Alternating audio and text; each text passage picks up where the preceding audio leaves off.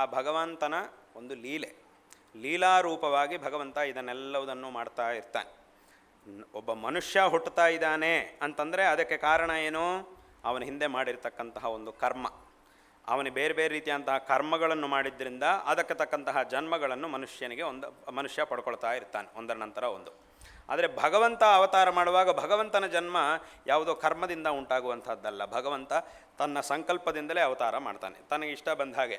ಈಗ ಮನುಷ್ಯನಿಗೆ ನನಗೆ ಇಂಥ ಶರೀರ ಬರಬೇಕು, ಇದು ಬರಬಾರ್ದು ಅಂತಂದರೆ ಅದಾಗುವುದಿಲ್ಲ. ನನಗೆ ಏನೋ ಒಂದು ಶರೀರ ಬಂತು, ಇದು ನನಗೆ ಇಷ್ಟ ಆಗಿಲ್ಲ, ಬೇರೆ ರೀತಿಯಾಗಿ ಬರಲಿ, ಇನ್ನೂ ಸ್ವಲ್ಪ ಸುಂದರವಾಗಿ ಶರೀರ ನನಗೆ ಬರಲಿ ಅಂತಂದರೆ ಅದು ಮನುಷ್ಯನಿಗೆ ಆಗುವುದಿಲ್ಲ. ಏನು ಬಂದಿದೆಯೋ ಅದನ್ನೇ ಸರಿಯಾಗಿ ಕಾಪಾಡ್ಕೊಳ್ಬೇಕಷ್ಟೇ ಕೊನೆ ತನಕ.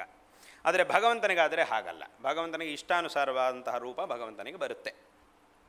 ಅದನ್ನೇ ಶಂಕರಾಚಾರ್ಯರು ಅವರ ಭಾಷ್ಯದಲ್ಲಿ ಒಂದು ಕಡೆ ಹೇಳ್ತಾರೆ, ಸ್ಯಾತ್ ಪರಮೇಶ್ವರಸ್ಯಾಪಿ ಇಚ್ಛಾವಶಾತ್ ಮಾಯಾಮಯಂ ರೂಪಂ ಸಾಧಕಾನುಗ್ರಹಾರ್ಥಂ ಅಂತ ಶಂಕರರು ಅವರ ಭಾಷ್ಯದಲ್ಲಿ ಹೇಳ್ತಾರೆ.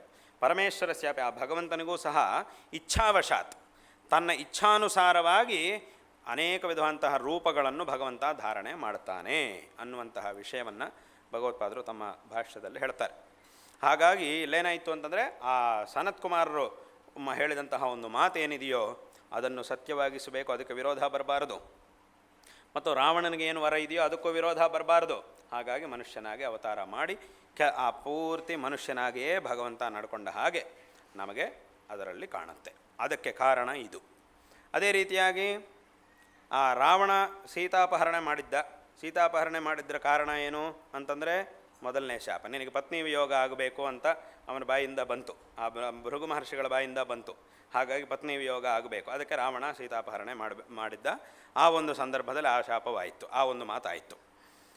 ಹಾಗೆ ಇದು ಮೊದಲನೇ ಶಾಪದ್ದು ಹೀಗಾಯಿತು. ಇನ್ನು ಎರಡನೇದಿದೆ, ಅದರ ಕಾರಣದಿಂದ ಏನಾಯಿತು ಅಂತಂದರೆ ಸೀತಾವಿಯೋಗವನ್ನು, ಅಂದರೆ ಅದೇ ಈಗ ಹೇಳಿದ ಹಾಗೆ ಯಾವನೊಬ್ಬ ಏನೋ ಮಾತಾಡಿದ್ದಾನೆ ಅಂಥೇಳಿ ಸೀತಾವಿಯೋಗ, ಸೀತಾಪರಿತ್ಯಾಗವನ್ನು ರಾಮ ಮಾಡಿದ್ದಾನೆ ಅಂತ ಇದೆ ಅಲ್ವಾ.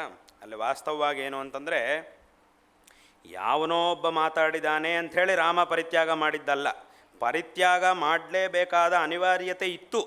ಅದಕ್ಕಾಗಿ ಅದಕ್ಕೆ ತಕ್ಕಂತೆ ಒಂದು ನಿಮಿತ್ತ ಅವನ ಮಾತು ಅಷ್ಟೇ. ಯಾವನೋ ಏನೋ ಒಂದು ಮಾತಾಡಿದ್ದಾನೆ ಅಂದ ತಕ್ಷಣ ಅದಕ್ಕೋಸ್ಕರ ಬಿಟ್ಟಿದ್ದಲ್ಲ. ಬಿಡಬೇಕಾದಂತಹ ಒಂದು ಅನಿವಾರ್ಯತೆ ಇತ್ತಾದ್ದರಿಂದ ಯಾವನೋ ಒಬ್ಬನ ಬಾಯಲ್ಲಿ ಒಂದು ಮಾತು ಬಂತು.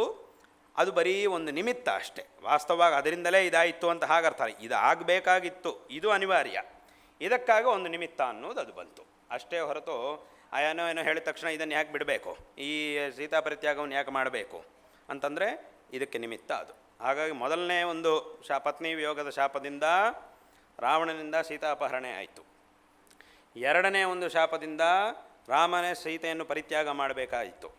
ಮೂರನೆಯದೊಂದಿದೆ, ಆ ಬೃಂದಾದೇವಿ ಕೊಟ್ಟಂತಹ ಒಂದು ಶಾಪ ಇದೆ. ಅದರಿಂದ ಏನಾಯಿತು ಅಂತಂದರೆ ಮತ್ತೆ ಪುನಃ ಕೊನೆಯಲ್ಲಿ, ರಾಮಾಯಣದ ಕೊನೆಯಲ್ಲಿ ಈ ಲವಕುಶರಿಬ್ಬರು ಹುಟ್ಟಿದ ಮೇಲೆ ರಾಮ ಅಶ್ವಮೇಧ ಯಾಗ ಮಾಡಬೇಕು ಅಂತ ಸಂಕಲ್ಪ ಮಾಡಿದಾಗ ರಾಮನಿಗೂ ಲವಕುಶರಿಗೂ ಯುದ್ಧ ಆಗಿ ಕೊನೆಗೆ ಅವರಿಗೆ ಈ ವಿಷಯ ಗೊತ್ತಿಲ್ಲದೆ, ರಾಮನೇ ನಮ್ಮ ತಂದೆ ಅನ್ನೋ ವಿಷಯ ಗೊತ್ತಿಲ್ಲದೆ ಅವರಿಬ್ಬರಿಗೂ ಯುದ್ಧ ಆಗಿ ಆನಂತರ ಸೀತಾದೇವಿ ಬಂದು ಇದನ್ನೆಲ್ಲ ಹೇಳಿ ಆ ಮಕ್ಕಳಿಬ್ಬರನ್ನು ಸಹ ರಾಮನಿಗೆ ಒಪ್ಪಿಸಿ ಅಮ್ಮನವರು ಭೂಪ್ರವೇಶವನ್ನು ಮಾಡ್ತಾಳೆ.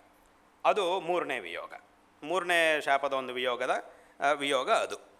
ಹೀಗೆ ಮೂರು ಸಂದರ್ಭಗಳಲ್ಲಿ ಆ ರಾಮಾವತಾರದಲ್ಲಿ ಸೀತೆಯ ಒಂದು ವಿಯೋಗ ಅನ್ನೋದು ರಾಮನಿಗೆ ಆಗುವುದು ನಮಗೆ ಕಾಣುತ್ತೆ.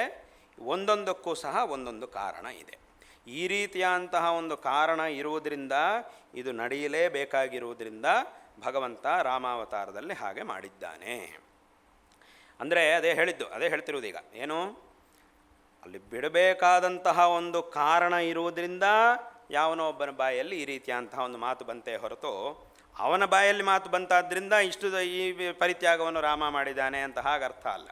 ಲೋಕದಲ್ಲಿ ಹೇಗಿರುತ್ತೆ ಅಂತಂದರೆ ಕೆಲವೊಂದು ಸಲ ಒಂದು ಕೆಲಸ ನಡೆಯಲೇಬೇಕು ಅನ್ನುವಂತಹ ಪರಿಸ್ಥಿತಿ ಯಾವಾಗ ಬರುತ್ತೋ ಆಗ ಸಣ್ಣ ನಿಮಿತ್ತ ಸಾಕು, ಅದರಿಂದ ಆ ದೊಡ್ಡ ಕೆಲಸವಾಗೋಗುತ್ತೆ. ಕೆಲವೊಂದು ಸಲ ಎಷ್ಟು ದೊಡ್ಡದಾಗಿ ನಾವು ಪ್ರಯತ್ನ ಮಾಡಿದರೂ ಇದು ನಡೆಯಬಾರದು ಅಂತಿದ್ದರೆ ಎಷ್ಟು ದೊಡ್ಡದಾಗಿ ಪ್ರಯತ್ನ ಮಾಡಿದರೂ ಆ ಕೆಲಸ ನಡೆಯುವುದಿಲ್ಲ. ನಮಗೆ ಆಶ್ಚರ್ಯ ಆಗುತ್ತೆ, ಹಿಂದೆ ನಾವು ಎಷ್ಟೋ ಪ್ರಯತ್ನ ಮಾಡಿದ್ವಿ ಈ ಕೆಲಸಕ್ಕೋಸ್ಕರ, ಆದರೂ ಅದಾಗಲಿಲ್ಲ. ಈಗ ಏನು ಪ್ರಯತ್ನವೇ ಮಾಡಲಿಲ್ಲ, ಆ ನಿಮಿತ್ತವೇ ನಮ್ಮನ್ನು ಹುಡ್ಕೊಂಡು ಬಂದಿದೆ, ತಾನಾಗೇ ಬಂದು ಅತ್ಯಂತ ಸುಲಭವಾಗಿ ಈ ದೊಡ್ಡ ಕೆಲಸ ಆಗೋಯಿತು.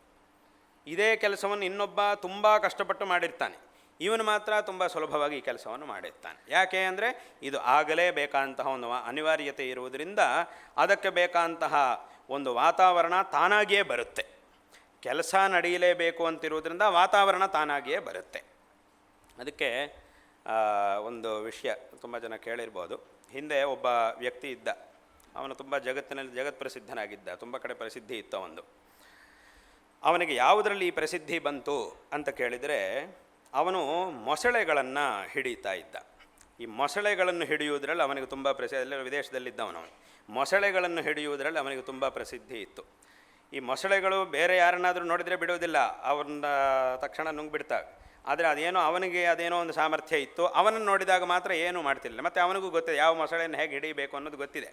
ಎಷ್ಟು ದೊಡ್ಡ ಮೊಸಳೆ ಬೇಕಾದರೂ, ಎಷ್ಟು ಭಯಂಕರವಾದ ಮೊಸಳೆ ಬೇಕಾದರೂ ಇಲ್ಲಿ ಅದನ್ನು ಹಿಡಿಯುವಂತಹ ಉಪಾಯ ಇವನಿಗೆ ಗೊತ್ತಿದೆ. ಹೇಗೆ ಈ ಹಾವುಗಳನ್ನು ಹಿಡಿಯೋರು ಇರ್ತಾರೆ, ಎಲ್ಲರೂ ಹಿಡಿಯೋಕ್ಕಾಗೋದಿಲ್ಲ. ಆ ಕೆಲವರಿಗೆ ಮಾತ್ರವೇ ಅದರ ಉಪಾಯ ಗೊತ್ತಿರುತ್ತೆ. ಅವನು ಬಂದಾಗ ಮಾತ್ರವೇ ಅದನ್ನು ಹಿಡಿಯೋಕ್ಕಾಗುತ್ತೆ. ನಮಗೆ ಆಶ್ಚರ್ಯ ಆಗುತ್ತೆ. ಬೇರೆ ಯಾರಾದರೂ ಹೋದರೆ ತಕ್ಷಣ ಅದು ಕಚ್ಚುತ್ತೆ, ಇವನು ಹೋದರೆ ಮಾತ್ರ ಏನು ಮಾಡೋದಿಲ್ಲ. ಅದಕ್ಕೆ ಒಂಥರ ಹೆದರಿಕೆಯಾಗಿ ಓಡಿ ಹೋಗ್ತಾ ಇರುತ್ತೆ ಆ ಹಾವು. ಅಂದರೆ ಏನೇನೋ ಕೆಲವರಿಗೆ ಆ ರೀತಿಯಂತಹ ಒಂದು ಸಾಮರ್ಥ್ಯ. ಇವನಿಗೆ ಇಂತಹ ಒಂದು ಸಾಮರ್ಥ್ಯ ಇತ್ತು. ಅವನಿಗೆ ಆ ಮೊಸಳೆಗಳ ಜೊತೆಗೆ ಆಟ ಆಡ್ತಿದ್ದ. ಅವನು ಎಷ್ಟು ಸಾವಿರಾರು ಮೊಸಳೆಗಳನ್ನು ಹಿಡಿತಾ ಇದ್ದ, ಯಾವುದು ಅವನ್ನೇನೂ ಮಾಡ್ತಿರಲಿಲ್ಲ. ಆ ರೀತಿಯಂಥ ಒಂದು ಸಾಮರ್ಥ್ಯ. ಇದರೊಳಗೆ ಅವನು ತುಂಬ ಪ್ರಸಿದ್ಧಿ ಬಂತು. ತುಂಬ ವರ್ಷಗಳ ಹಿಂದೆ ಇದ್ದ ಅವನು, ತುಂಬ ಪ್ರಸಿದ್ಧಿ ಬಂತು, ತುಂಬ ಪ್ರಸಿದ್ಧನಾದ. ಅವನ ಕಡೆ ಎಲ್ಲ ಕಡೆ ಬರ್ತಾ ಇತ್ತು, ಅವನ ಬಗ್ಗೆ ಎಲ್ಲ ಪುಸ್ತಕಗಳಲ್ಲೂ ಬರ್ತಿತ್ತು ಅವನ ಬಗ್ಗೆ. ಆದರೆ ಅವನ ಅಂತ್ಯ ಹೇಗಾಯಿತು ಅಂತಂದರೆ ತುಂಬ ಆಶ್ಚರ್ಯವಾಗಾಯಿತು. ಹೇಗಾಯಿತು ಅವನ ಅಂತ್ಯ ಅಂತಂದರೆ, ಇಷ್ಟೆಲ್ಲ ಸಾವಿರಾರು, ಒಂದು ಮೊಸಳೆ ಮನುಷ್ಯನ ಯಾರನ್ನಾದರೂ ನೀರಲ್ಲಿ ನೋಡಿದರೆ ಬಿಡುವುದಿಲ್ಲ, ತಕ್ಷಣ ಹಿಡಿಯುತ್ತೆ, ನುಂಗ್ಬಿಡುತ್ತೆ. ಆದರೆ ಅಂಥ ಮೊಸಳೆಗಳ ಜೊತೆಗೆ ಚೆನ್ನಾಗಿ ಆಟ ಆಡ್ತಾ ಇದ್ದ, ಏನೂ ಆಗ್ತಿಲ್ಲ. ಸಾವಿರಾರು ಮೊಸಳೆಗಳನ್ನು ಅವನು ನೋಡಿದ್ದಾನೆ, ಏನು ತೊಂದರೆನೇ ಆಗಿಲ್ಲ. ಆದರೆ ಒಂದು ಸಲ ಅವನ ಮೃತ್ಯು ಮಾತ್ರ ಹೇಗೆ ಬಂತು ಅಂತಂದರೆ, ಅವನೊಂದು ಸಲ ಯಾವುದೋ ಒಂದು ಕೆಲಸಕ್ಕೆ ಅಂತ ಸಮುದ್ರದೊಳಗೆ ಹೋಗಿದ್ದ. ಸಮುದ್ರದೊಳಗೆ ಇಳಿದ. ಆ ಸಮುದ್ರದೊಳಗೆ ಇಳಿದಾಗ ಏನಾಯಿತು ಅಂತಂದರೆ, ಅಲ್ಲೊಂದು ಮೀನಿತ್ತು. ಅದೊಂದು ಪ್ರತ್ಯೇಕವಂತಹ ಒಂದು ಜಾತಿಗೆ ಸೇರಿದ ಮೀನು. ಆ ಮೀನು ವಿಚಿತ್ರವಾಗಿರುತ್ತೆ ಅದು ನೋಡೋಕ್ಕೆ. ತುಂಬ ಅದೇನು ದೊಡ್ಡ ಮೀನೇನೂ ಅಲ್ಲ, ಸಣ್ಣದೇ. ವಾಸ್ತವವಾಗಿ ಆ ಮೀನಿಗೆ ಮನುಷ್ಯರನ್ನು ಅಥವಾ ಬೇರೆ ಪ್ರಾಣಿಗಳನ್ನು ನೋಡಿದರೆ ಸ್ವಲ್ಪ ಹೆದರಿಕೆ. ಅದು ಹೆದರಿಕೆ ಸ್ವಭಾವದ ಮೀನು. ಹಾಗಾಗಿ ವಾಸ್ತವವಾಗಿ ಅದು ಮನುಷ್ಯರು ಇಂಥವ್ರು ಇದ್ದಾರೆ ಅಂತಂದರೆ ಹತ್ತಿರಕ್ಕೆ ಬರಲ್ಲ. ಅದು ನೋಡಿ ದೂರದಿಂದಲೇ ನೋಡಿಕೊಂಡು ಹೆದರ್ಕೊಂಡು ಹೋಗಿಬಿಡುತ್ತೆ. ಆದರೆ ಸರಿಯಾಗಿ ಇವನು ಯಾವತ್ತು ಅಲ್ಲಿ ಹೋಗಿದ್ನೋ ಅದು ಇವನ ಪಕ್ಕದಲ್ಲೇ ಇತ್ತು. ಇವನು ಅದನ್ನೇನೋ ಹಿಡಿಬೇಕು ಅಂತಲೋ ಏನೋ ಮಾಡಿದ್ದ, ಸುಮ್ಮನೆ ಪಕ್ಕದಲ್ಲಿದೆ. ಇವನಿಗೆ ಗೊತ್ತಿದೆ ಅದೇನು ಮಾಡಲ್ಲ ಅಂತ ಗೊತ್ತಿದೆ ಇವನಿಗೆ. ಏನೋ ಮಾಡಬೇಕು, ಹಿಡಿಯೋಕ್ಕೋ ಏನೋ ಹೋದ ಅಂತ ಕಾಣುತ್ತೆ. ಅದಕ್ಕೆ ಆ ಮೀನಿನ ಒಂದು ಆಕೃತಿ ಹೇಗಿರುತ್ತೆ, ಅದಕ್ಕೊಂದು ದೊಡ್ಡದು ಬಾಲ ಇರುತ್ತೆ, ಇಷ್ಟುದ್ದ ಬಾಲ ಇರುತ್ತೆ. ಆ ಬಾಲದ ಕೊನೆಯಲ್ಲಿ ಚೂಪಾಗಿ, ಇಷ್ಟೇ, ತುಂಬ ಉದ್ದವೂ ಇರುವುದಿಲ್ಲ, ಚೂಪಾದಂತಹ ಒಂದು ಮುಳ್ಳಿರುತ್ತೆ. ಇವನನ್ನು ನೋಡಿದಾಗ ವಾಸ್ತವವಾಗಿ ಮನುಷ್ಯರನ್ನು ನೋಡಿದ್ರೇ ಎಷ್ಟೋ ದೂರಕ್ಕೆ ಓಡಿ ಹೋಗುತ್ತೆ ಅದು ಮೀನು. ಆ ಥರದ ಮೀನು ಇವನ ಪಕ್ಕದಲ್ಲೇ ಇತ್ತು. ಇವನಲ್ಲಿಗೆ ಹೋದಾಗ ಆ ಬಾಲದಲ್ಲಿ ಇವನಿಗೆ ಹೊಡೆಯಿತು. ಹೊಡೆದಾಗಲೂ ಅದೆಲ್ಲೋ ಕೈಯಲ್ಲೋ ಕಾಲಲ್ಲೋ ಚುಚ್ಚಿದ್ರೆ ಬೇರೆ ವಿಷಯ, ಅದು ಸೀದಾ ಹೋಗಿ ಅವನ ಎದೆಯಲ್ಲಿ ಹೋಗಿ ಚುಚ್ಚಿತು, ಅವನ ಹೃದಯ ಭಾಗದಲ್ಲಿ ಹೋಗಿ ಚುಚ್ಚಿತು. ತಕ್ಷಣವೇ ಅವನು ಸತ್ತು ಹೋದ. ಅದೇ ಜಾಗದ ಅಲ್ಲೇ. ಜಾಸ್ತಿ ಹೊತ್ತೇನಿಲ್ಲ, ಕೇವಲ ಕೆಲವು ಕ್ಷಣಗಳಲ್ಲಿ ಅವನ ಮರಣ ಆಯಿತು.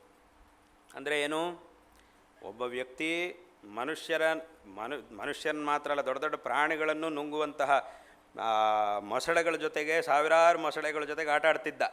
ಆದರೆ ಆವಾಗ ಏನೂ ಆಗದೇ ಇದ್ದಿದ್ದು, ಮನುಷ್ಯರ ಹತ್ತಿರಕ್ಕೆ ಬರಲಿಕ್ಕೆ ಹೆದರುವಂತಹ ಒಂದು ಮೀನು. ಅದು ಯಾವತ್ತು ಇವನಲ್ಲಿಗೆ ಹೋಗುವುದೇನೋ, ಆ ಸಂದರ್ಭದಲ್ಲಿ ಅದು ಇವನ ಪಕ್ಕದಲ್ಲಿರುವುದೇನೋ, ಅದು ಇವನನ್ನು ನೋಡಿ ಇವನಿಗೆ ಹೊಡೆಯುವುದೇನೋ. ಆ ಹೊಡೆಯುವಾಗ ಅದು ಸರಿಯಾಗಿ ಬೇರೆ ಎಲ್ಲೋ ಶರೀರದ ಎಷ್ಟೋ ಅಂಗಗಳಿವೆ, ಎಲ್ಲೋ ಅಲ್ಲದೆ ಸರಿಯಾಗಿ ಇವನ ಪ್ರಾಣ ಹೋಗುವ ಹಾಗೆ ಇವನ ಹೃದಯದಲ್ಲೇ ಅದು ಆ ಮುಳ್ಳು ಚುಚ್ಕೊಳ್ಬೇಕು ಅಂತಂದರೆ ಇದೆಲ್ಲ ಯಾಕಾಯಿತು? ಅವನಿಗೆ ಆವತ್ತಿನ ದಿವಸ ಮರಣ ಆಗಬೇಕು, ಅವನ ಆಯುಷ್ಯವಷ್ಟೇ, ಆವತ್ತಿನ ದಿವಸ ಅವನಿಗೆ ಮೃತ್ಯು ಆಗಲೇಬೇಕು ಅನ್ನುವುದಿತ್ತು. ಹಾಗಾಗಿ ಈ ರೀತಿಯಂತಹ ಒಂದು ನಿಮಿತ್ತ ತಾನಾಗಿಯೇ ಇವನನ್ನು ಹುಡುಕೊಂಡು ಬಂತು. ವಾಸ್ತವವಾಗಿ ಈ ಮೊಸಳೆಗಳಿಂದ ಎಷ್ಟೋ ಜನ ಸತ್ತೋಗಿರೋ ವಿಷಯ, ಪ್ರಾಣಿಗಳು ಎಲ್ಲ ಸತ್ತೋಗಿರೋ ವಿಷಯದ ಬಗ್ಗೆ ಎಷ್ಟೋ ಇದೆ. ಅದು ಈ ರೀತಿಯಾದ ಮೀನಿನಿಂದ ಸತ್ತೋದಂತಹ ವ್ಯಕ್ತಿ ಅಂತ ಎಲ್ಲೂ ಇತಿಹಾಸದಲ್ಲೆಲ್ಲೂ ಕಾಣುವುದಿಲ್ಲ. ಆದರೆ ಈ ರೀತಿಯಾಗಿ ಆಯಿತು, ಹೀಗಾಯಿತು. ಅಂದರೆ ಏನು, ಈ ಕೆಲಸ ನಡೆಯಲೇಬೇಕು ಅನ್ನುವಂತಹ ಅನಿವಾರ್ಯತೆ ಇದೆ ಅಂತಂದರೆ ಅದು ಅತ್ಯಂತ ಆಶ್ಚರ್ಯಕರವಾಗಿ ಕೇವಲ ಒಂದು ಸಣ್ಣ ನಿಮಿತ್ತದಿಂದ ದೊಡ್ಡ ಕೆಲಸ ಬೇಕಾದರೂ ಆಗುತ್ತೆ. ಅದೇ ರೀತಿಯಾಗದೆ ಇದನ್ನೆಲ್ಲ ಯಾಕೆ ಹೇಳೋಕ್ಕೆ ಬಂದೆ ಅಂತಂದು, ಆ ವ್ಯಕ್ತಿ ಯಾರು ಅಂತ ನೀವು ಪ್ರತ್ಯೇಕವಾಗಿ ಹೇಳಬೇಕಾಗಿಲ್ಲ, ತುಂಬ ಜನರಿಗೆ ಗೊತ್ತಿರುವಂತಹ ವ್ಯಕ್ತಿನೇ, ಪ್ರತ್ಯೇಕ ಹೆಸರು ಹೇಳುವ ಅವಶ್ಯಕತೆ ಇಲ್ಲ. ಹೀಗಿರಬೇಕಾದ್ರೆ ಅಂದರೆ ಇದನ್ನೆಲ್ಲ ಯಾಕೆ ಹೇಳೋಕ್ಕೆ ಬಂದೆ ಅಂತಂದರೆ, ಅದು ಈ ಜಗತ್ತಿನಲ್ಲಿರತಕ್ಕಂತಹ ಒಂದು ವಿಷಯ. ಒಂದು ಕೆಲಸ ನಡೀಬೇಕು, ದೊಡ್ಡ ಕೆಲಸ ನಡೀಲೇಬೇಕು ಅಂತ ಪರಿಸ್ಥಿತಿ ಇದ್ದರೆ ಸಣ್ಣ ನಿಮಿತ್ತದಿಂದಲೂ ದೊಡ್ಡ ಕೆಲಸ ಆಗೇ ಆಗುತ್ತೆ. ಅದೇ ರೀತಿಯಾಗಿ ಇಲ್ಲಿ ಸೀತಾ ಪರಿತ್ಯಾಗ ಆಗಲೇಬೇಕು ಅನ್ನುವಂತಹ ಒಂದು ಅನಿವಾರ್ಯತೆ ಇತ್ತು. ಆದ್ದರಿಂದ ಯಾವನೊಬ್ಬನ ಬಾಯಲ್ಲಿ ಇಂತಹ ಮಾತು ಬಂತು, ಆ ಒಂದು ಮಾತಿನಿಂದ ಈ ಒಂದು ಪರಿತ್ಯಾಗದ ಕಾರ್ಯವೂ ಆಯಿತು. ಅಷ್ಟೇ ಹೊರತು ಯಾವನೋ ಏನೋ ಹೇಳಿದ ಮಾತ್ರಕ್ಕೆ ಇಷ್ಟೆಲ್ಲ ಕಷ್ಟಪಟ್ಟು ಇಷ್ಟೆಲ್ಲ ಮಾಡಿ ಕೊನೆಗೆ ಸೀತಾಪರಿತ್ಯಾಗವನ್ನು ಭಗವಂತ ಯಾಕೆ ಮಾಡಿದ್ದ, ಇದೆಲ್ಲ ಏನು ಅನ್ನುವಂಥ ಪ್ರಶ್ನೆಗೆ ಅವಕಾಶ ಇಲ್ಲ. ಇದರ ಹಿಂದೆ ಇಷ್ಟೆಲ್ಲ ತತ್ವ ಇದೆ, ಇಷ್ಟೆಲ್ಲ ವಿಚಾರ ಇದೆ. ಇದನ್ನೆಲ್ಲ ಆ ಸಂದರ್ಭದಲ್ಲಿ ವಾಲ್ಮೀಕಿ ಮಹರ್ಷಿಗಳು ಇವನಿಗೆ ಹೇಳ್ತಾರೆ, ಯಾರು ಅರಿಷ್ಟನೇಮಿಗೆ ಇದಿಷ್ಟನ್ನು ಅವರು ಹೇಳ್ತಾರೆ.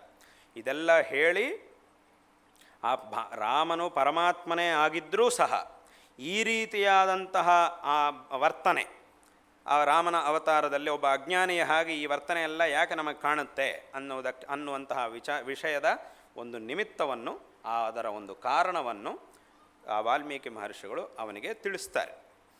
ಈ ರೀತಿಯಾಗಿ ಅಂದರೆ ಇದನ್ನೆಲ್ಲ ಇಷ್ಟೆಲ್ಲ ವಿಸ್ತಾರವಾಗಿ ಯಾಕೆ ಹೇಳೋಕ್ಕೆ ಬಂದೆ ಅಂತಂದರೆ, ಈ ಮಾತನಾಡುವವರು ಎಷ್ಟು ಅಜ್ಞಾನದಿಂದ ಸರಿಯಾಗಿ ನೋಡದೆ ಈ ನಮ್ಮ ಗ್ರಂಥಗಳಲ್ಲಿ ಏನಿದೆ, ಈ ಯೋಗವಾಸಿಷ್ಠ ಅಂತಂದರೆ ಸುಮ್ಮನೆ ಅದು ಯಾರೋ ನಾವೋ ಅಥವಾ ನಮ್ಮ ಹಿಂದಿನವರು ಬರೆದಿದ್ದಲ್ಲ, ವಾಲ್ಮೀಕಿ ಮಹರ್ಷಿಗಳೇ ಹೇಳಿದ್ದು.